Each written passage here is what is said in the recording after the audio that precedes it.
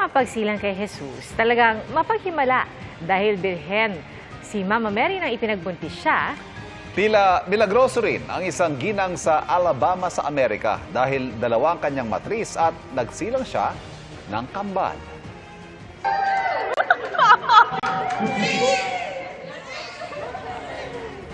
Talagang 1 in a million ang pregnancy journey ni Kelsey.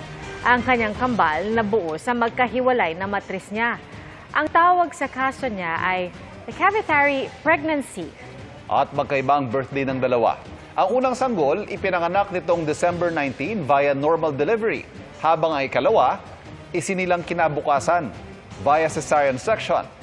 Tumagal man ng 20 oras ang labor, healthy naman ang kanyang kambal na sina Roxy at Rebel.